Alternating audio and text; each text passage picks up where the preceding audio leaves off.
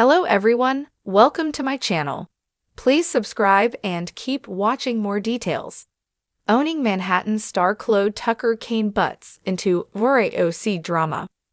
Chloe Tucker Caine, one of the stars of Owning Manhattan, recently attended Page Six's virtual reality podcast, and she did not hold back reading Alexis Bellino.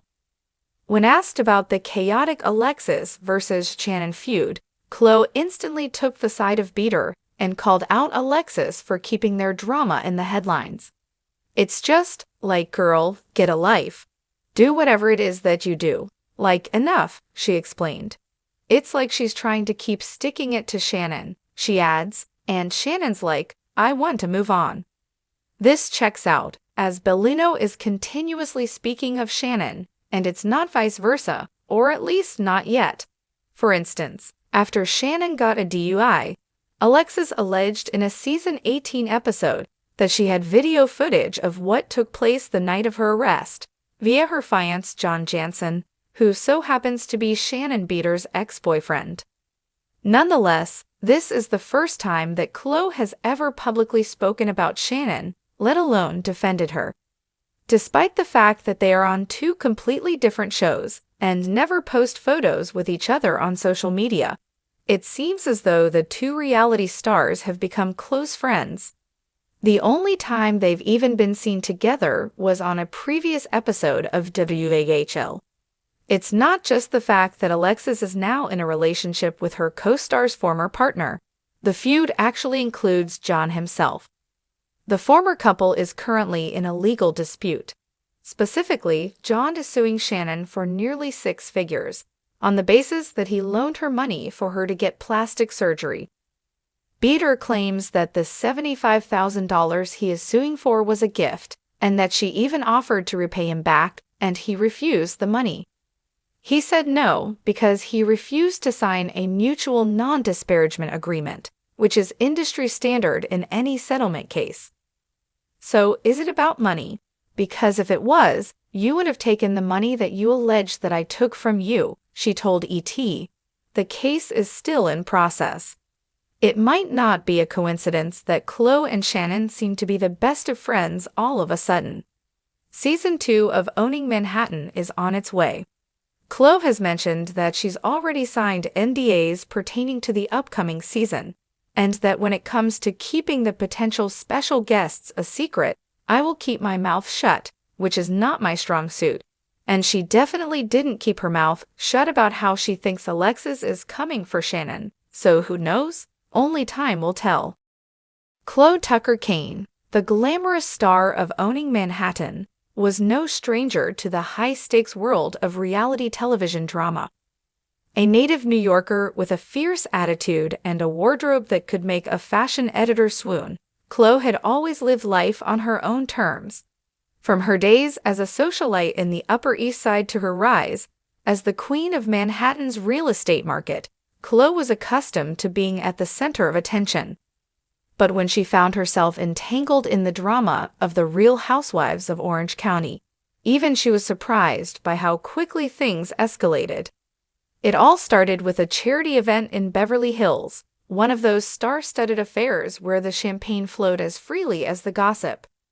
Chloe had been invited by a mutual friend, a fashion designer who was as close to Chloe's circle as one could be without actually living in New York. She had attended the event with no intention of mingling with the RHOC ladies, whom she regarded as the West Coast's less sophisticated counterpart to her own Manhattan set. But the universe had other plans. Heather Dubrow, the self-proclaimed queen bee of RHOC, spotted Chloe across the room and made a beeline for her. Heather, with her carefully curated elegance and penchant for controlling the narrative, saw Chloe as an opportunity, a potential ally, or, at the very least, a fascinating addition to that RHOC drama. After all, what could be more intriguing than a crossover of epic proportions? The East Coast real estate mogul meeting the West Coast reality queens? The press would eat it up. "Chloe, darling, I've heard so much about you," Heather gushed, her eyes glinting with a mix of admiration and calculation. "I'm Heather Dubrow. I think we should be friends." Chloe, ever the sharp observer, recognized the game immediately. She had played it herself countless times back in Manhattan. Still, there was something about Heather's approach that piqued her interest. Perhaps it was the challenge, or maybe it was the idea of stirring the pot just enough to see what would happen. "Of course, Heather," Chloe responded with a smile that was as charming as it was enigmatic. "I've always been curious about what it's like on the West Coast. Let's see if we can't make some waves together." And make waves they did. The next few weeks saw Chloe popping up in Orange County with increasing frequency. She was spotted at exclusive brunches, high-end boutiques, and even on a yacht in Newport Beach, always with one or more of the RHOC cast members in tow. The rumors began swirling immediately. Was Chloe considering a move to the West Coast? Was she going to join the cast of The Real Housewives of Orange County? The speculation was endless, and Chloe loved every minute of it. But not everyone was thrilled with Chloe's sudden presence in their world. Tamra Judge, always quick to protect her turf, was the first to voice her concerns. "I don't know what she thinks she's doing," Tamra vented during a confessional. "This is Orange County, not New York. She needs to stay in her lane."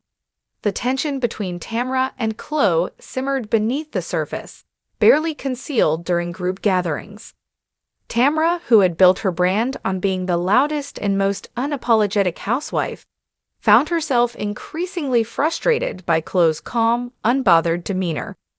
Chloe, on the other hand, found Tamra's antics amusing, childish, even. She wasn't about to let someone like Tamra Judge ruffle her feathers. The real fireworks began at an event hosted by Shannon Beater, a lavish party held at her sprawling Newport Beach mansion. It was supposed to be a night of celebration, but as is often the case with these gatherings, it quickly descended into chaos. Chloe arrived fashionably late, dressed in a sleek black gown that was as sophisticated as it was intimidating. She greeted the other women with her usual grace, but it was clear from the start that tensions were high. Tamra had spent the evening winding up the other housewives, painting Chloe as an outsider trying to steal their spotlight. "I'm just saying," Tamra whispered to Shannon, "she's not one of us. She doesn't get what we're about." But Chloe had caught wind of the whispers, and she was ready to respond. As the women gathered in Shannon's opulent living room, drinks in hand, Chloe decided it was time to address the elephant in the room. "I've heard some interesting things tonight," Chloe began, her voice cool and measured. "It seems some of you think I'm here to take over your show, that I don't belong." The room fell silent. All eyes were on Chloe. "Let me be clear," she continued, her gaze locking with Tamra's. "I didn't come here to steal anyone's thunder.